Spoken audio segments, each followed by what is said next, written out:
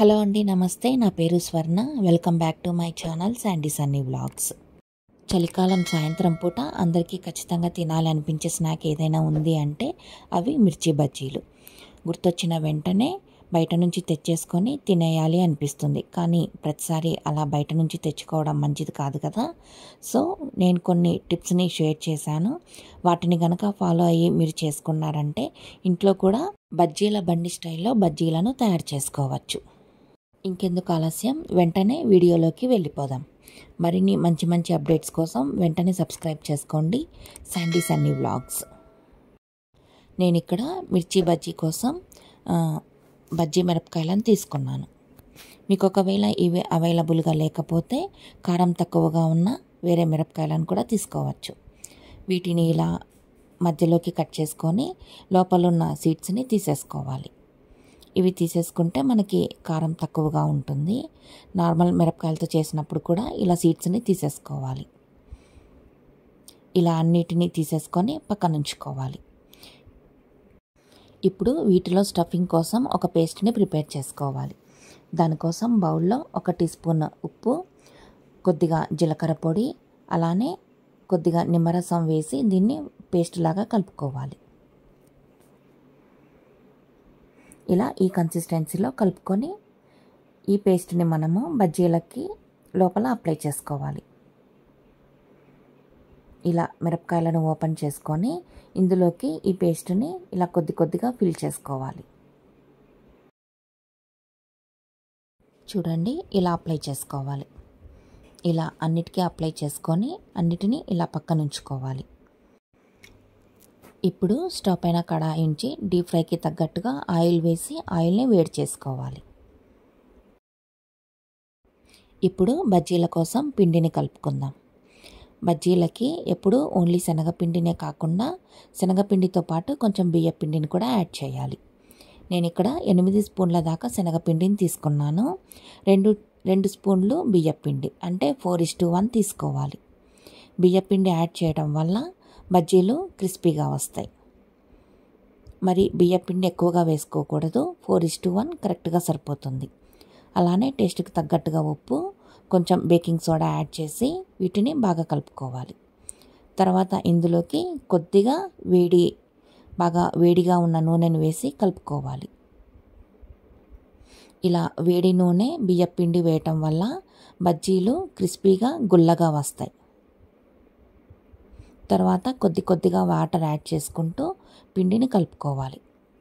ఒకేసారి వాటర్ ఎక్కువగా వేయకూడదు. కన్సిస్టెన్సీ చూసుకుంటూ వాటర్ కలుపుకోవాలి. ఇలా కొద్దిగా వాటర్ వేసుకుంటూ కలుపుకోవటం వల్ల కన్సిస్టెన్సీ కరెక్ట్గా సెట్ అవుతుంది. చూడండి, కన్సిస్టెన్సీ ఇలా ఉండాలి. అంటే పిండి మరీ పల్చగా ఉండకూడదు, మరీ థిక్గా ఉండకూడదు. ఇలా ఫింగర్ పెట్టి చూసినామంటే మన ఫింగర్కి ఒక లేయర్ లాగా టచ్ అవ్వాలి. అప్పుడు కరెక్ట్ కన్సిస్టెన్సీ ఉన్నట్లు. చూడండి, ఇలా ఒక లేయర్ లాగా ఫామ్ అవ్వాలి. ఇప్పుడు బజ్జీలను ఎలా వేసుకోవాలో చూపిస్తాను. ఇలా ఫింగర్ని ఇలా ఓపెన్ చేసి ఓపెన్ ఉన్న చోట బ్యాటర్ బాగా కోట్ అయ్యేటట్లు ఉంచుకోవాలి. ఇట్లా బ్యాక్ సైడ్ కొద్దిగా ఇలా అన్నామంటే మనకి లోపల చిల్లీ అన్నది బాగా కుక్ అవుతుంది. ఇలా అని ఆయిల్లో వేసుకోవాలి. ఇలా అన్ని బజ్జీలను వేసుకొని లైట్ గోల్డెన్ బ్రౌన్ కలర్ వచ్చే వరకు వేయించుకోవాలి.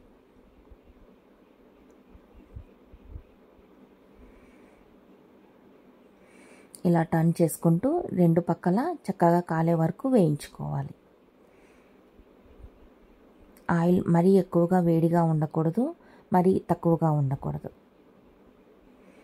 ఈ కలర్ వచ్చే వరకు అన్నిటిని వేయించుకొని పక్కన ఉంచుకోవాలి.